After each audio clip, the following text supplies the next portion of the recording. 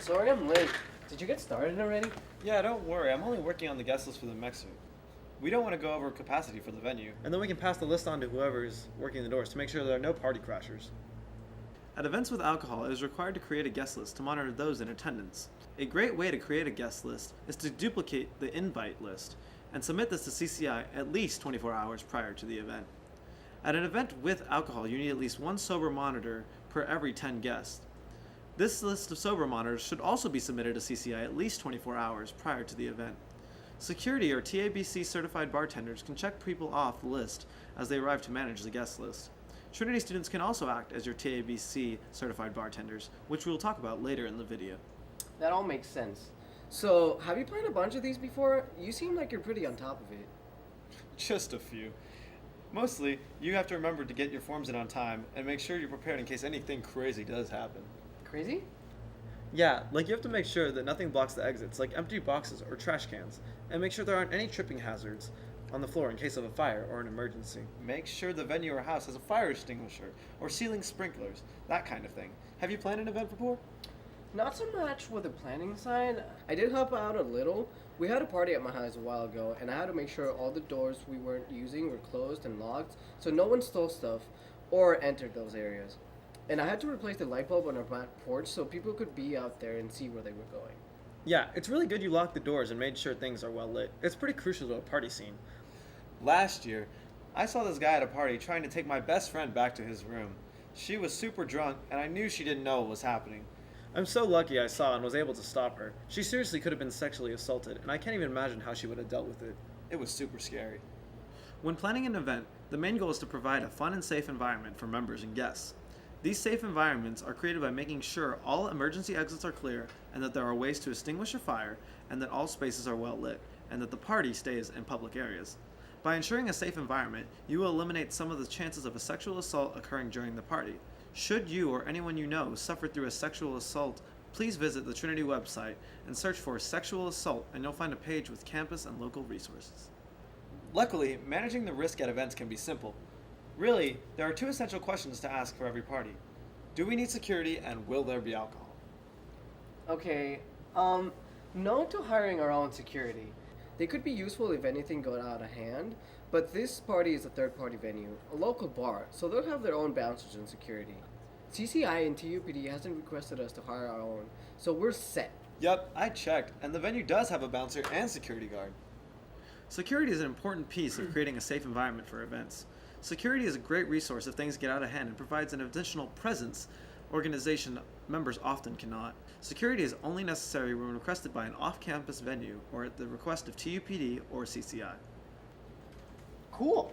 And yes to the second question, alcohol. Yes, because we're having alcohol, there are certain protocol we need to follow. Since you're learning how to plan parties, I'll tell you how things would go down at a house party. At a house party, we would typically need 2 TABC certified bartenders at the party. One at the door to check IDs And make sure everyone's over 21, and the other to serve alcohol. Luckily, these people can be students, they just have to be 21 or older. We simply need to provide proof of their TABC certification when we do the alcohol use permit. During our meeting with CCI. Because this event is off campus, the venue's bartenders need to be certified by TABC, and the venue will also be helping us out with checking IDs. We can simply man 2 members at the entrance to manage our guest list. Oh, yeah. Since the event is off campus, do we want to hire buses to make sure people get to and from campus safely? Great point. Yes, actually, Trinity has a lot of approved bus vendors that can be found online. We need to make sure our bus company is on that list or we can't use them. At both on and off campus events and at BYOB events, it is the responsibility of the bartender or TABC certified students to serve those only of age. It is the bartender's right not to serve intoxicated students. In an ideal situation, IDs are checked twice during both on and off campus parties, once at the door by security or a TABC certified individual, and again at the bar by the bartender. Regarding transportation, it is important to plan your event early to reserve buses from Trinity's approved bus list. These bus companies have been approved by the Transportation Safety Exchange as a safe means of transportation for students. Please view the approved list of bus companies online. So, the alcohol use permit, is that what you emailed me? You sent me the link. Yeah, that's it. They're online through CCI, and you always have to have them in the event we'll have alcohol. We have to complete the form and meet with the coordinator at least 5 days before the event. It's an off-campus event. So let's try and meet with them sometime this week, I guess. If we were doing an on-campus event, it would have to be at least 10 days advance notice. Also, we need the risk management form because the event will have alcohol. Did you print that out too? Yeah, got it. So we turn that in the same time we have our meeting. What does this one do? We have to fill it out to make sure we have everything planned for every eventuality. You have to do the risk management forms for sporting events and long-distance travel. Any event with risk involved. See, there's a couple questions about minimizing risk or what could be problematic about our event. In case something happens, like someone gets too drunk, Trinity needs to know that we've thought about what to do and will deal with it the right way.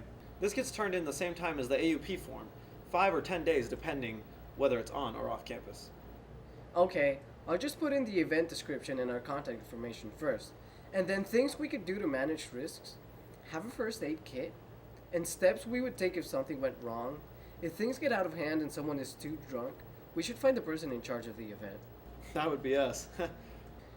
And then we would survey the situation and decide if the person needs to go home, decide if security should help us, and then if they do leave, making sure that they get home safely.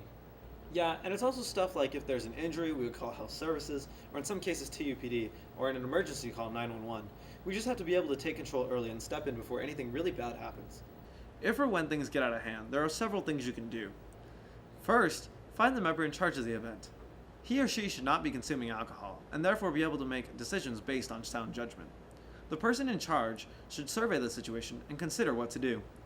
Consider how students will get home safely, whether that means hiring buses, assigning sober drivers, or ordering taxi services. Consider using Tiger Taxi, sponsored by Chi Delta Tau, or taking additional measures. Also ensure that the organization is aware of responsible friend policy. When a student contacts university officials or other helping professionals out of concern for another student's health and safety, none of the students present, including the intoxicated student, will be considered for alcohol policy violations for that specific incident. Note that when hazing may have occurred, state law requires such students be reported. This can apply to off-campus events as well. Alright, so we already decided about security. Our party is having alcohol, and we started out getting someone to check IDs and getting a TABC certified bartender. Filled out the alcohol use permit and made a risk management plan. Now we just need to schedule a meeting with the CCI coordinator. Is there anything else that we need to do? Well, all the planning we had to do is done, so now we can get down to the good stuff. Themes for the party? Music list? I was thinking, slow down. Grab the wall. Wiggle like you're trying to make your... Asphalt. You can't say ass. Damn it.